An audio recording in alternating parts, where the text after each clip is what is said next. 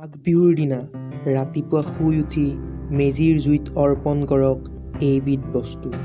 তাৰ পাছত চাওক চমৎকাৰ। লগতে মাঘ বিহুৰ দিনা ভুলতো কাকো নিদিব এইবিধ বস্তু। কিনো এই বস্তুকেইবিধ তাক জানিবলৈ এই ভিডিঅ'টি শেষলৈকে চাব।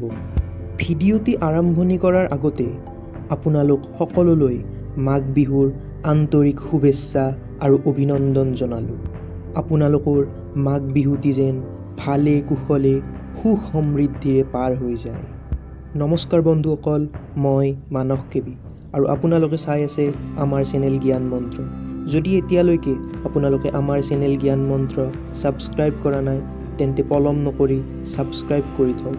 লগতে কাষতে থকা বেল আইকনটো টিপিবলৈ নাপাহৰিব আমাৰ ভিডিঅ' সময়মতে পাই থাকিবলৈ। তেন্তে বন্ধুসকল বলক পুনৰ আমি ভিডিঅ'ৰ মাজলৈ আগবাঢ়োঁ। বন্ধুসকল, পুহ আৰু মাঘ মাহৰ সংক্ৰান্তিৰ দিনাই সমগ্ৰ অসমবাসীয়ে পালন কৰে চেনেহৰ উৎসৱ মাঘ বিহু। কৃষিজীৱী অসমীয়াই বছৰজুৰি কৰা কষ্টৰ অৱসাদ দূৰ কৰিবলৈ পালন কৰে ভোগৰ উৎসৱ ভোগালী। লগতে এই দিনটোত গ্ৰহৰ ৰজা সূৰ্যই নিজৰ ৰাশি এৰি মকৰ ৰাশিত প্ৰৱেশ কৰে আৰু সেইবাবে এই দিনটোক মকৰ সংক্ৰান্তি নামেৰেও জনা যায়। এই মকৰ সংক্ৰান্তি হিন্দু দিনপঞ্জী মতে সূৰ্য দেৱতাক উৎসৰ্গা কৰা এক উৎসৱ। গতিকে এই মকৰ সংক্ৰান্তি বা মাঘ বিহুৰ দিনা ৰাতিপুৱা শুই উঠি মেজিৰ জুইত আপোনালোকে যদি এই বস্তু তিনিটি অৰ্পণ কৰিব পাৰে তেন্তে এই কাৰ্যৰ যোগেদি আপোনালোকে জীৱনত লাভ কৰিব উন্নতি আৰু স্বয়ং অগ্নিদেৱৰ আশীৰ্বাদ। সেয়েহে যদি মাঘ বিহু বা মকৰ সংক্ৰান্তিৰ দিনা ৰাতিপুৱা শুই উঠি স্নান আদি কৰি মেজিৰ জুইত অৰ্পণ কৰে এইবিধ বস্তু তেন্তে আপোনালোকৰ জীৱনৰ পৰা সমস্ত দুখ দুৰ্গতি অপায় অমংগল দূৰ হ'ব আৰু আপোনালোকৰ জীৱনলৈ নামি আহিব সুখ শান্তি আৰু সমৃদ্ধি। গতিকে যদি আপুনিও আপোনাৰ জীৱনটো উন্নতিৰ শিখৰলৈ নিব বিচাৰে তেনেহ'লে মাঘ বিহুৰ দিনা ৰাতিপুৱা মেজিৰ জুইত অৰ্পণ কৰিব এইবিধ বস্তু। লগতে মাঘ বিহু বা মকৰ সংক্ৰান্তিৰ দিনা এই পাঁচবিধ বস্তু আপোনালোকে ভুলতেও আন কাকো নিদিব বা দান নকৰিব।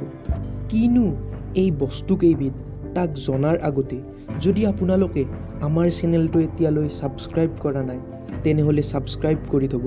লগতে কাষতে থকা বেল আইকনটো টিপিবলৈ নাপাহৰিব আমাৰ এনেকুৱা জ্ঞানবৰ্ধক ভিডিঅ' আগলৈও পাই থাকিবলৈ। লগতে ভিডিঅ'টিত এটি লাইক কৰি থ'ব। তেন্তে জানো আহকচোন কিনো এই বস্তুকেইবিধ। বন্ধুসকল, আপোনালোকে মাঘ বিহু বা মকৰ সংক্ৰান্তিৰ দিনা ৰাতিপুৱা শুই উঠি স্নান কৰি শুদ্ধ বস্ত্ৰ পৰিধান কৰিব। বস্ত্ৰ পৰিধান কৰি এটি শুদ্ধ পাত্ৰত অলপ ঘিউ অলপ হালধি আৰু অলপ গুড় মিহলি কৰি ল'ব। ইয়াৰ ওপৰত এটি এটকীয়া মুদ্ৰা ৰাখিব আৰু এই বস্তুখিনি যেতিয়া মেজি জ্বলিব এই মেজিৰ জুইত অৰ্পণ কৰিব আৰু জুইত অৰ্পণ কৰা সময়ত এই মন্ত্ৰফাঁকি উচ্চাৰণ কৰিব আৰু এই মন্ত্ৰফাঁকি হৈছে ওম অগ্নিদেৱায় নমঃ। আপোনালোকে এই মন্ত্ৰফাঁকি 21 বাৰ নহ'লে 11 বাৰ উচ্চাৰণ কৰিব। এনেকুৱা কৰাৰ ফলত আপোনালোকৰ প্ৰতি অগ্নিদেৱ সন্তুষ্ট হ'ব আৰু অগ্নিদেৱে আপোনালোকৰ গোটেই বছৰটো সুখ সমৃদ্ধি ধনে ধ্যানে পূৰ কৰি দিব। লগতে আপোনালোকৰ জীৱনৰ পৰা সমস্ত দুখ দুৰ্গতি অপায় অমংগল নাশ কৰিব। যদি আপোনালোকেও আপোনালোকৰ জীৱনত এনেকুৱা ধৰণৰ উন্নতি আৰু সফলতা বিচাৰে তেনেহ'লে মাঘ বিহুৰ দিনা ৰাতিপুৱা স্নান কৰি মেজিৰ জুইত এই বস্তুবিধ অৰ্পণ কৰিব আৰু আমি কোৱা ধৰণে এই মন্ত্ৰফাঁকি উচ্চাৰণ কৰিব। লগতে এতিয়া জানো আহকচোন মাঘ বিহুৰ দিনা আমি কি বস্তু বা এনেকুৱা কি পাঁচবিধ বস্তু আছে যিকেইবিধ বস্তু আমি আনক দিব নালাগে বা দান কৰিব নালাগে। ইয়াৰে ভিতৰত প্ৰথম বস্তুবিধ হৈছে ঝাৰু। হয়, আপোনালোকে ঠিকেই শুনিছে। মাঘ বিহুৰ দিনা ঝাৰু আপোনালোকে আন কাকো দানো নকৰিব আৰু আন কাকো ধাৰলৈও নিদিব। যদি এনে কৰে তেন্তে আপোনাৰ জীৱনলৈ এক অশনি সংকেত নামি আহিব পাৰে। গতিকে মনত ৰাখিব, মাঘ বিহুৰ দিনা এই বস্তুবিধ আপোনালোকে যাতে আন কাকো নিদিয়ে। দ্বিতীয় বস্তুবিধ হৈছে আপোনালোকে পৰিধান কৰা অৰ্থাৎ পুৰণি বস্ত্ৰ। হয়, পুৰণি বা আপোনালোকে আগতে পৰিধান কৰা বস্ত্ৰ এই দিনটোত আপোনালোকে আন কাকো নিদিব বা দান নকৰিব। যদি আপোনালোকৰ দান কৰাৰ ইচ্ছা আছে তেনেহ'লে নতুন বস্ত্ৰ দৰিদ্ৰক দান কৰিব পাৰে। তৃতীয় বস্তুবিধ হৈছে ব্যৱহাৰ কৰা সৰিয়হৰ তেল। ব্যৱহাৰ কৰা সৰিয়হৰ তেল এই দিনটোত আপোনালোকে আন কাকো নিদিব, কাৰণ এনেকুৱা কৰাৰ ফলত আপোনালোকৰ গোটেই বছৰটো দৰিদ্ৰতাৰ সন্মুখীন হ'বলগীয়া হ'ব পাৰে। চতুৰ্থ বস্তুবিধ হৈছে আপোনালোকে ব্যৱহাৰ কৰা ঘৰত ৰখা গংগাজল। আপোনালোকৰ ঘৰত যদি গংগাজল আছে আৰু সেয়া আপোনালোকে ব্যৱহাৰ কৰি আছে তেনেহ'লে সেই গংগাজল আপোনালোকে এই দিনটোত আন কাকো ধাৰলৈ নিদিব বা এনেও নিদিব। যদি অন্য দিনত আপোনালোকে গংগাজল আনক দিয়েও কিন্তু এই দিনটোত ভুলতেও আন কাকো নিদিব, কাৰণ এনেকুৱা কৰিলে আপোনালোকৰ ঘৰৰ পৰা মা লক্ষ্মী গুচি যাব পাৰে। গতিকে গংগাজল এই দিনটোত আপোনালোকে আন কাকো নিদিব। পঞ্চমতে তথা শেষৰ বস্তুবিধ হৈছে তীক্ষ্ণ বা চোকা ধাৰ থকা সঁজুলি। হয় বন্ধুসকল, আপোনালোকে ঠিকেই শুনিছে।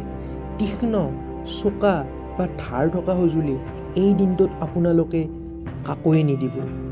আপোনালোকৰ ঘৰলৈ যোনেও নাহক কিয় এই এনেকুৱা ধৰণৰ বস্তু বিচাৰি আপোনালোকে কিন্তু ভুলতেও আন কাকো এনেকুৱা ধৰণৰ বস্তু এই দিনটোত আপোনালোকৰ ঘৰৰ পৰা ওলাই নিদিব।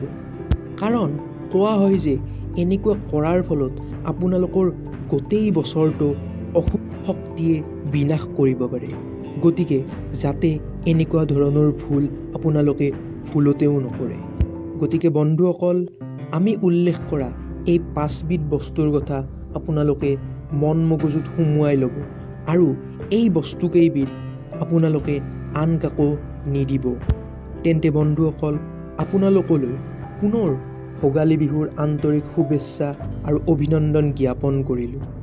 যদি ভিডিঅ'টি চাই ভাল পালে তেন্তে লাইক এটি কৰিবলৈ নাপাহৰিব আৰু এই ভিডিঅ'টি আপোনালোকে আপোনালোকৰ বন্ধুবৰ্গ নহ'লে আত্মীয় স্বজনৰ লগত শ্বেয়াৰ কৰি দিব, যাতে তেওঁলোকেও এই কথাখিনি জানি সজাগ হ'ব পাৰে।